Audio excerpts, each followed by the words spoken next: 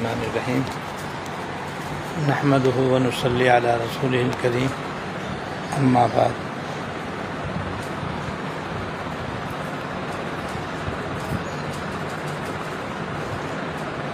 ہمارے دین میں جیسے نماز روزہ کا حکم ہے، ذکر و تلاوت کا حکم ہے،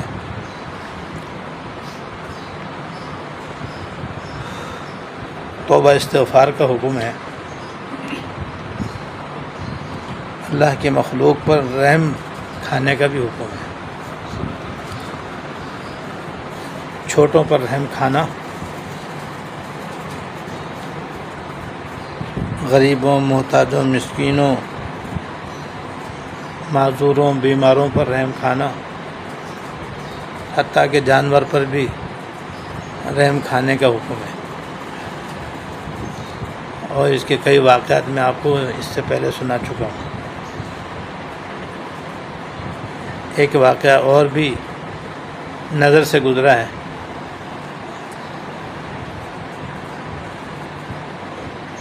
ایک شہر کا نام فسطاط ہے، اور فسطاط کے معنی اردو میں آتے ہیں خیمے کے۔ ایک شہر کا نام فسطاط ہے، اور فسطاط خیمے کو کہتے ہیں۔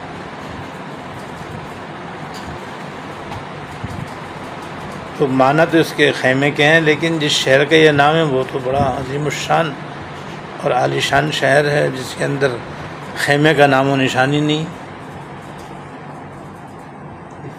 بڑی بڑی عمارتیں ہیں، اسکول ہیں، کالج ہیں، بڑی بڑی شاہراہیں ہیں، باغات ہیں، بلند و بالا عمارات ہیں، نام اس کا خیمہ ہے۔ اور اس کا نام خیمہ کیوں رکھا گیا ہے؟ تو یہ وجہ بھی نہیں ہے کہ پہلے یہاں خیمے ہوں، اور ان خیموں کی وجہ سے اس کا نام فسطاط پڑ گیا ہو، یہ بھی نہیں ہے۔ آج بھی اس کے کھنڈرات موجود ہیں جو یہ بتاتے ہیں کہ کسی زمانے میں یہ عالی شان اور عظیم الشان شہر تھا۔ تو اس کا فسطاط نام رکھنے کی وجہ کیا ہے؟ تو وجہ سمجھنے کی ہے۔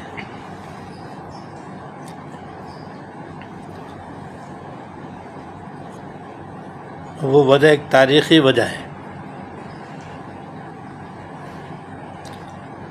وہ یہ ہے کہ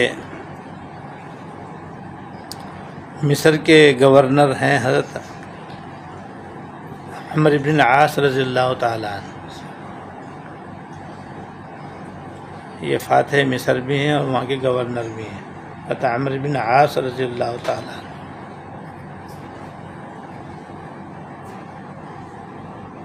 ان کی نگرانی میں مشرق وسطیٰ کا ایک مشہور شہر اسکندریہ، ان کی فوجوں نے یعنی اسلامی فوجوں نے اس کو فتح کرنے کے لیے اس کا محاصرہ کیا ہوا تھا۔ اسکندریہ کا محاصرہ کیا ہوا تھا اسلامی فوجوں نے، جن کے نگران حضرت عمرو بن العاص رضی اللہ تعالیٰ عنہ تھے۔ اور اسلامی افواج کی نگرانی کرنے کے لیے ان کے واسطے اس فسطاط شہر میں خیمہ لگایا گیا تھا، تاکہ حضرت اس خیمے میں قیام کریں اور اسلامی افواج کی رہنمائی کریں اور ان کی نگرانی کریں۔ حضرت کا قیام وہاں پر تھا، وہاں سے آپ ہدایت دیتے تھے اور اس کے مطابق عمل ہوتا تھا۔ بہرحال اسکندریہ کا یہ محاصرہ کامیاب رہا، اور اللہ تعالیٰ کے فضل و کرم سے اسلامی فوجیں فاتحانہ اسکندریہ میں داخل ہو گئی اور اسکندریہ فتح ہو گیا۔ جب فتح ہو گیا اور اسلامی افواج نے اسکندریہ پہ اپنا قبضہ مستحکم کر لیا، تو انہوں نے حضرت عمرو بن عاص اللہ تعالیٰ عنہ کو اطلاع دی کہ حضرت آپ تشریف لے آئیں، آپ کی برکت سے، آپ کی رہنمائی سے اللہ نے اسلامی افواج کو فتح عطا فرما دی، اسکندریہ فتح ہو گیا، ہم لوگ یہاں آ گئے ہیں، آپ بھی تشریف لے آئیں۔ تو حضرت نے وہاں جانے کا ارادہ کیا اور حکم دیا کہ اب یہ خیمہ یہاں سے اٹھاؤ اور اکھاڑو۔ تو مزدور جو ہیں اس کو اکھاڑنے میں مصروف ہو گئے۔ اتنے میں حضرت عمرو بن عاص اللہ تعالیٰ ٹہلتے ٹہلتے خیمے کے اندر گئے، ایک دفعہ دیکھا کہ اوپر کہیں کونے میں کبوتری نے انڈے دے رکھے ہیں، بچے انڈے دیے ہوئے ہیں، گھونسلہ بنایا ہوا ہے۔ تو حضرت نے فوراً مزدوروں کو منع کر دیا کہ بھئی یہ خیمہ ابھی مت اکھاڑو، اس لیے کہ اس میں تو کبوتری نے اپنا گھونسلہ بنا لیا اور اسے انڈے بھی دے دیے۔ اب اگر یہ خیمہ یہاں سے اکھاڑا جائے گا تو اس کا گھونسلہ ٹوٹ جائے گا، انڈے بھی ٹوٹ جائیں گے، اس کا گھر تو برباد ہو جائے گا، اور میں گھر بنانے کے لیے ہوں، بنوانے کے لیے ہوں، اجاڑنے کے لیے نہیں۔ میرا کام گھر بنانا اور بنوانا ہے، کسی گھر اجاڑنا نہیں ہے میرا کام۔ لہذا مزدوروں سے کہا کہ اس خیمے کو ایسے رہنے دو، جب تک یہ یہاں کبوتری ہے اس کو یہ رہنے دو، اس کا گھر نہ اجاڑو۔ ایسی حضرت کے دل میں ان کی شفقت اور محبت آئیے حکم دیا۔ مزدور بھی حیران کہ اتنا قیمتی خیمہ ہے، گورنر کا خیمہ ہے، تو یہ تو سارا کا سارا برباد ہو جائے گا، کیونکہ جب یہ خالی پڑا رہے گا، کوئی اس میں رہے گا نہیں، تو بارش بھی ہوگی، دھوپ بھی پڑے گی، تو یہ سب ضائع ہو جائے گا۔ لیکن گورنر کا حکم ہوتا ہے۔ تو ایک عرصے تک وہ خیمہ وہیں لگا رہا،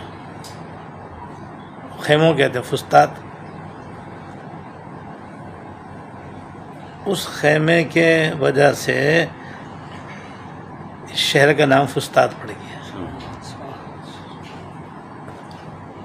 اور اتنا مشہور ہو گیا تھا یہ نام کہ لوگ آتے جاتے اس کا حوالہ دیتے تھے کہ فسطاط سے دائیں طرف جانا ہے یا بائیں طرف جانا ہے، آگے جانا ہے پیچھے جانا ہے۔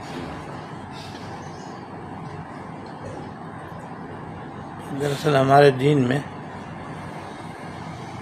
چھوٹوں پر شفقت، مریض پر شفقت، کمزوروں پر شفقت، غریبوں پر شفقت، جو بھی بیچارہ قابل رحم ہو، تو ہمارے دین کا یہ بھی حکم ہے کہ ہم رحم کھائیں اور اس کی جو ہم خدمت کر سکتے ہوں کریں۔